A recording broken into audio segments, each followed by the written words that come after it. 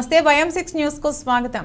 కొత్త పెన్షన్ విధానాన్ని రద్దు చేసి పాత పెన్షన్ విధానాన్ని అమలు చేయాలని దేశంలో ఉన్న అన్ని కార్మిక సంఘాల పిలుపు మేరకు సోమవారం నాడు సికింద్రాబాద్లో south central railway employees Sangh మరియు south central railway Mazdoor union ఆధ్వర్యంలో రిలే నిరాహార దీక్షలు నిర్వహించారు।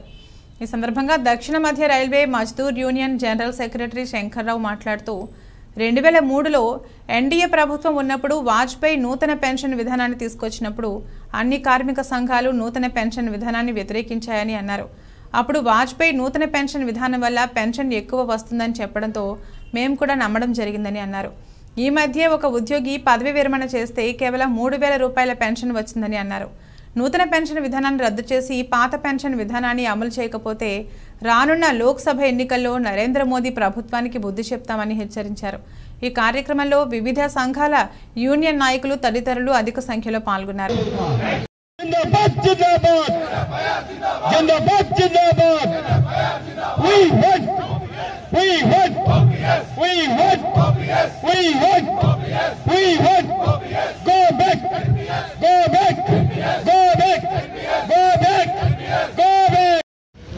చాలా మంది ఇప్పటి యూత్ కు నూతన పెన్షన్ మరియు పాత ఓపీఎస్ లో ఉన్నటువంటి డిఫరెన్సెస్ నాకు అంత పూర్తి అవగాహన ఉన్నట్టు నాకు అనిపించదు।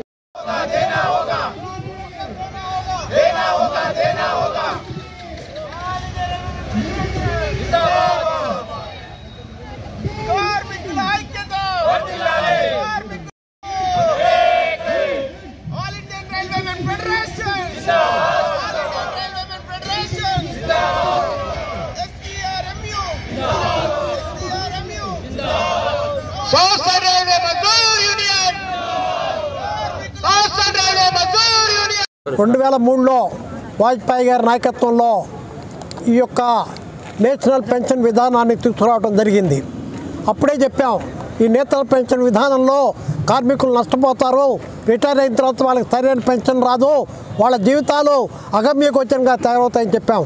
అయినా కూడా వాళ్ళు ఆ రోజు కాదు, ఇప్పుడున్న పెన్షన్ కంటే ఓల్డ్ పెన్షన్ స్కీమ్ కంటే ఎక్కువ పెన్షన్ వస్తుందని చెప్పి అందరినీ నమ్మించడం కూడా జరిగింది।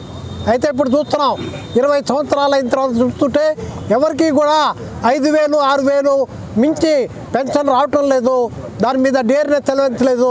తర్వాత పెన్షనర్ చనిపోతే భార్యకు కానీ పిల్లలకు కానీ పెన్షన్ లేదు। ఈ విధానాన్ని వెంటనే రద్దు చేయాలని అన్ని స్టేట్ గవర్నమెంట్ ఎంప్లాయీస్ని సెంట్రల్ గవర్నమెంట్ ఎంప్లాయీస్ని కలుపుకుని JFROPS ఆధ్వర్యంలో ఆల్ ఇండియా రైల్వే ఫెడరేషన్ నాయకులు శివగోపాల్ మిశ్రా గారి నాయకత్వంలో పోరాటం చేస్తున్నాం। ఆ పోరాటం ఫలితంగా అనేక స్టేట్ గవర్నమెంట్లు, చివరికి కాంగ్రెస్ పార్టీ కూడా దిగి వచ్చి రాహుల్ గాంధీ గారు ఓపీఎస్ అమలు చేస్తామని హామీ ఇవ్వటం జరిగింది। అయితే ఇంకా మోడీ గారు దిగి రాలేదు। మోడీ గారు దిగి వచ్చేదాకా పోరాటం ఆగదని చెప్తూ యంగర్ స్ట్రైక్ని మా కార్మికులందరూ జయప్రదం చేస్తున్నారు 8 నుంచి 11 దాకా। దానికి సంఘీభావంగా అందరూ మేధావులు, ప్రెస్ మరి అందరూ కూడా దీనికి సంఘీభావంగా మాకు సహాయ సహకారాలు అందించాలని కోరుతున్నాం। ఆల్ ఇండియా రైల్వే ఫెడరేషన్ జిందాబాద్, సెంట్రల్ రైల్వే మజ్దూర్ యూనియన్ జిందాబాద్, కామ్రేడ్ డాక్టర్ శంకర్రావు గారి నాయకత్వం వర్ధిల్లాలి, కామ్రేడ్ డాక్టర్ శంకర్రావు గారి నాయకత్వం వర్ధిల్లాలి। 40 లక్షల మంది కేంద్ర ప్రభుత్వ ఉద్యోగులు ఉన్నారు। అందులో అప్పుడే 30 లక్షల మందికి ఈ నూతన పెన్షన్ విధానం అమల్లోకి వచ్చింది। ఇదే కాకుండా స్టేట్ గవర్నమెంట్ ఎంప్లాయీస్ కానివ్వండి, మరి పబ్లిక్ సెక్టర్ ఎంప్లాయీస్ కానివ్వండి, వీళ్ళందరినీ చూసుకుంటే లక్షలాది మంది కార్మికులు బజారును పడ్డారు। రిటైర్ అయిన తర్వాత ఈరోజు ఆసరా పెన్షన్ కంటే తక్కువగా 3000 4000 రూపాయల పెన్షన్ రావడం జరుగుతుంది। మరి గౌరవంగా 30 సంవత్సరాలు సర్వీసులో ఉండి ప్రజలకు దేశానికి సేవ చేసిన కేంద్ర ప్రభుత్వ ఉద్యోగులు కానీ, రాష్ట్ర ప్రభుత్వ ఉద్యోగులు కానీ, ప్రభుత్వ రంగ సంస్థల ఉద్యోగులు కానీ బజారును పట్టడం మంచిది కాదు। దీని విధానం వెంటనే రద్దు చేయాలి। నూతన పెన్షన్ విధానం రద్దు చేసి ఓల్డ్ పెన్షన్ విధానం అమలు చేయాలి। ఎంపీలకు పెన్షన్ ఇచ్చినప్పుడు, ప్రెసిడెంట్కి పెన్షన్ ఇచ్చినప్పుడు స్పీకర్కి పెన్షన్ ఇచ్చినప్పుడు మరి ఎమ్మెల్యేలకు పెన్షన్ ఇచ్చినప్పుడు కార్మికులకు పెన్షన్ ఇవ్వడంలో తప్పు లేదు. దీన్ని మోడీ గారు అంగీకరించి వెంటనే నూతన పెన్షన్ విధానం రద్దు చేసి ఓల్డ్ పెన్షన్ విధానం అమలు చేయాలని మేము కోరుతున్నాం. లేకపోతే ఈ యొక్క లోక్సభ ఎన్నికల ముందు బ్రహ్మాండమైన సమ్మె 1974 కంటే విపరీతమైన పెద్ద సమ్మె జరుగుతుందని దాని పర్యవసానాలు కేంద్ర ప్రభుత్వానికి ఉంటాయని హెచ్చరిస్తున్నాం.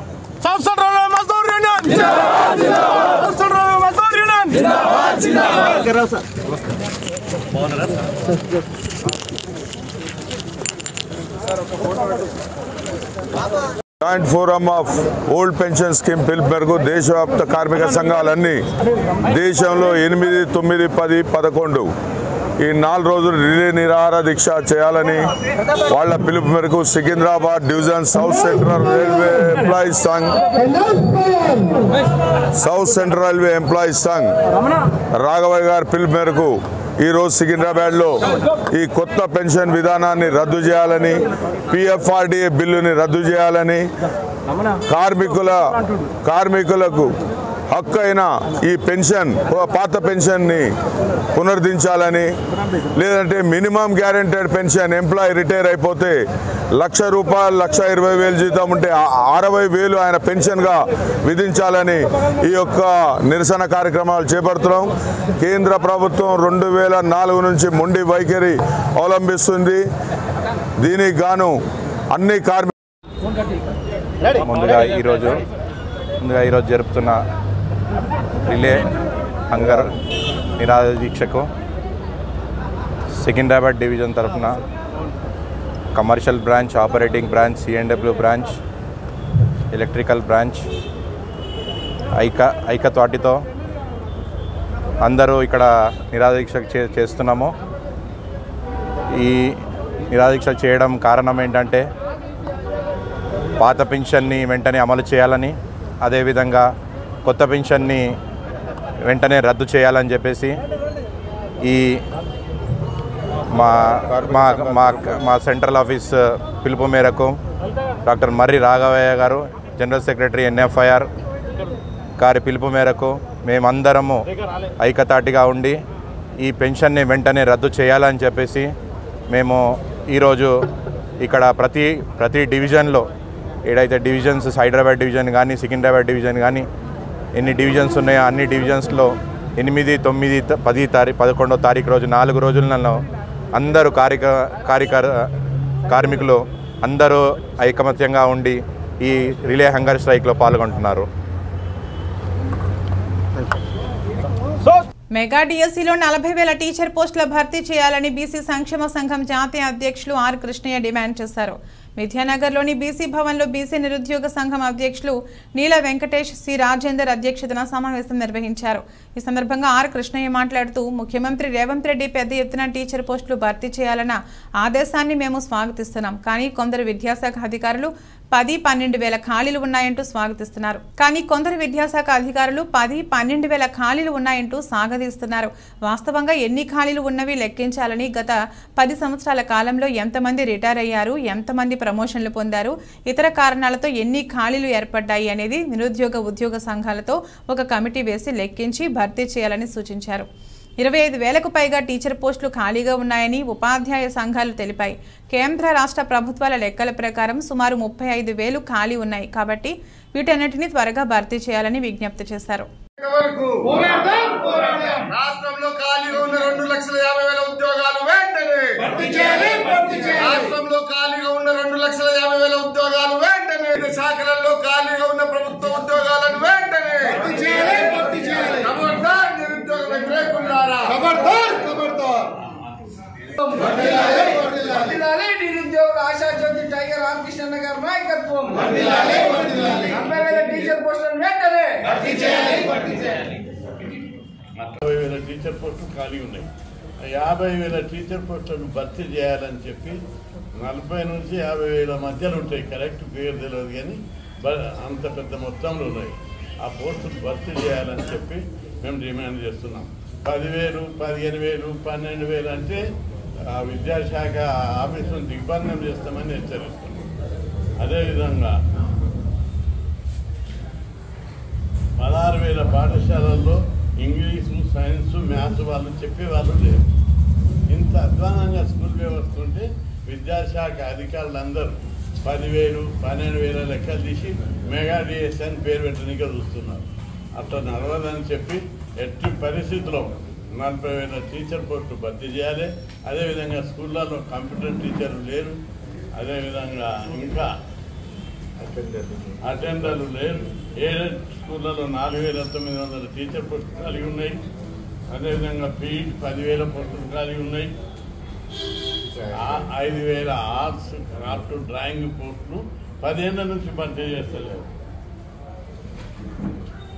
ఇట్లా స్కూళ్ళన్నీ పీఈటీలు లేక, ఆర్ట్స్ క్రాఫ్ట్ టీచర్లు లేక, అదేవిధంగా అటెండర్లు లేక, క్లర్కులు లేక స్కూల్ వ్యవస్థ మొత్తం భ్రష్టు పట్టింది. కాబట్టి ప్రభుత్వం, ముఖ్యమంత్రి గారు జోక్యం చేసుకొని ఉన్నత స్థాయి సమావేశం, నిరుద్యోగ సంఘాలు, మేము పోయిన ప్రభుత్వంలో 650 సార్లు ధర్నాలు చేసినాం డిఎస్సి వేయాలని. మరి ప్రభుత్వము అంత చేసినాకనే 5,000కి వేసింది. కాబట్టి అది సరి అయినటువంటిది కాదు. వెంటనే టెట్ కూడా పాస్ అయినాక, జాబ్ ఇచ్చినాక 1 ఇయర్లో టెట్ పాస్ అయ్యేటట్టు నిబంధన సరళించాలని చెప్పి ఇప్పుడు టీచర్లకు ఎట్లా పెట్టిన టెట్, జాబు చేసే వాళ్ళకి టెట్ పెడుతున్నాం. ఇప్పుడు కూడా నిరుద్యోగులకు కూడా అట్లా పెట్టాలని చెప్పి నేను డిమాండ్ చేస్తున్నాను. టీచర్ పోస్టుల భర్తీని ఏదో నిరుద్యోగులకు ఉద్యోగాలు ఇస్తున్నామనే కోణంలో దూరదు. సమాజాన్ని ఉద్ధరిస్తున్నాం, సమాజంలో ఉన్నత విద్యా ప్రమాణాలు కాపాడుతున్నాం అనే విషయం చెప్పాలి, అనే కోణంలో చూడాలి. ఆ విధంగా చూడకుండా టీచర్ పోస్టులకు ఏదో నిరుద్యోగులకు ఉద్యోగాలు ఇస్తున్నాం అనే కోణంలో చూడొద్దు. ఈ విషయం లోపల ప్రభుత్వం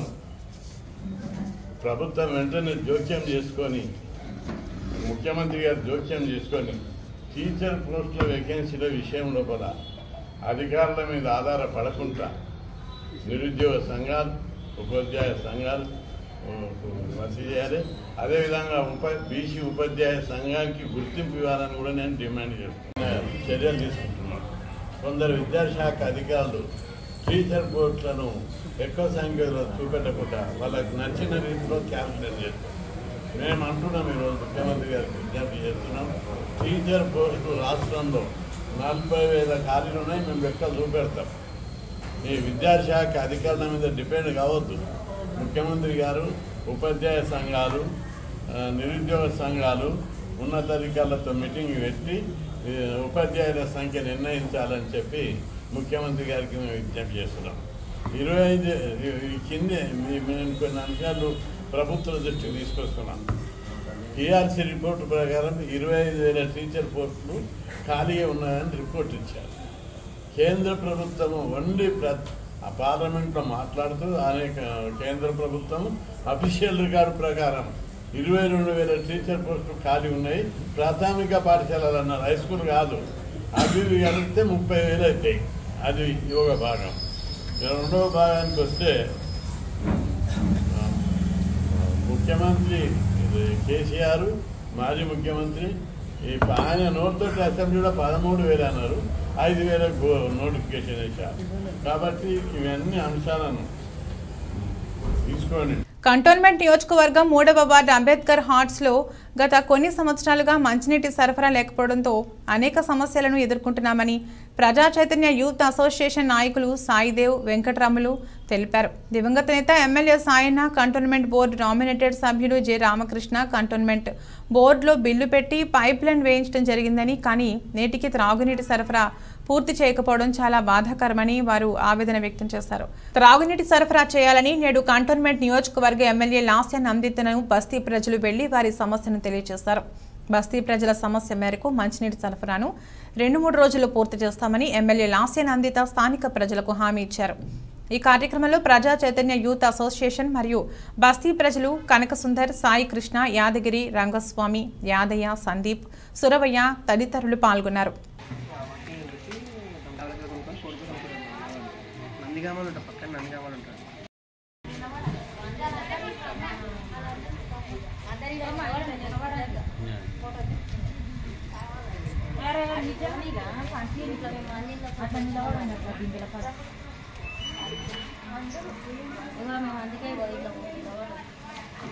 అక్కడ మీకు తప్ప ఏడుకోమా నీళ్ళే అలవాటు అయ్యింది బాగా. మంచోళ్ళు ఒక మాట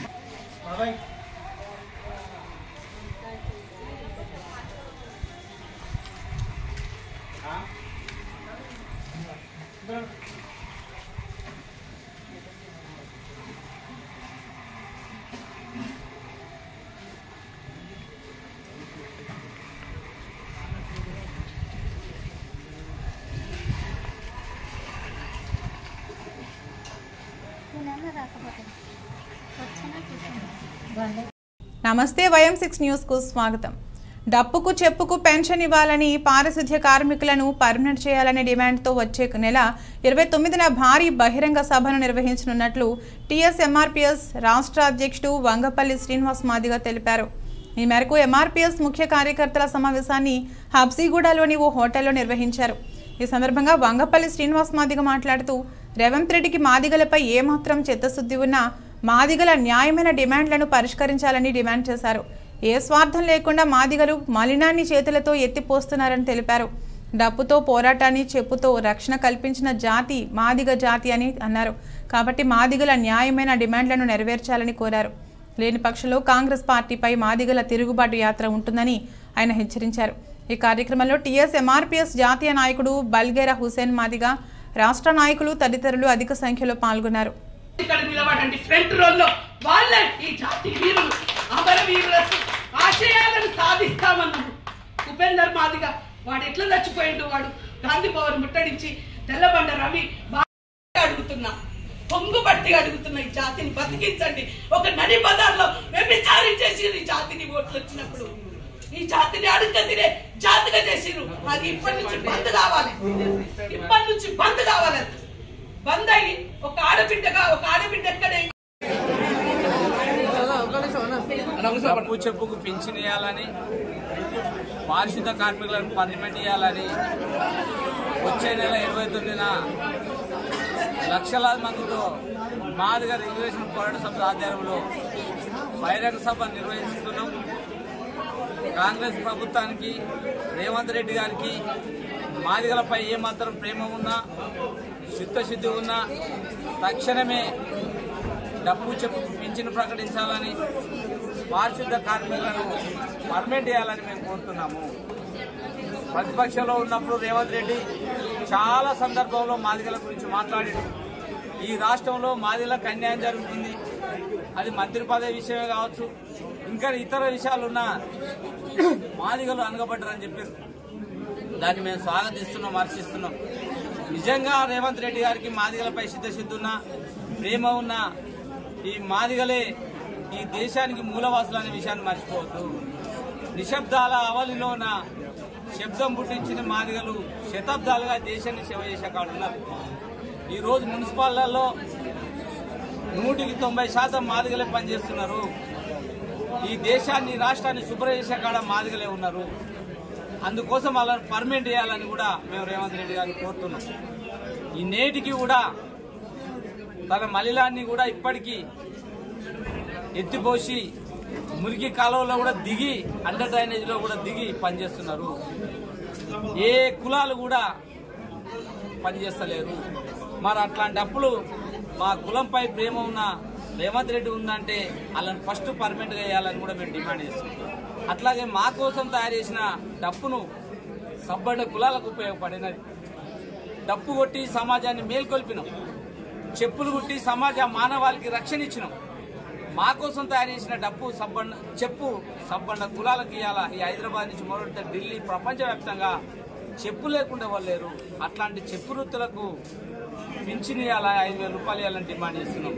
అందుకోసమే తక్షణమే రేవంత్ రెడ్డి గారు మా బహిరంగ సభలోపు మా డప్పు చెప్పు పింఛన్ని, పారిశుద్ధ కార్మికులను పర్మనెంట్ చేయాలని డిమాండ్ చేస్తున్నాము. ఖచ్చితంగా ఉద్యమం చేసి డప్పు చెప్పు పింఛని పారిశుద్ధ కార్మికులు పర్మనెంట్ చేసేంత వరకు కూడా మేము ఉద్యమాన్ని విడిచిపెట్టేది లేదు. వాళ్ళ డిమాండ్ను సాధించడమే ఎంఆర్పీ లక్ష్యంగా ముందుకెళ్తున్నాం. జై భీమ్, జై మాదిగ.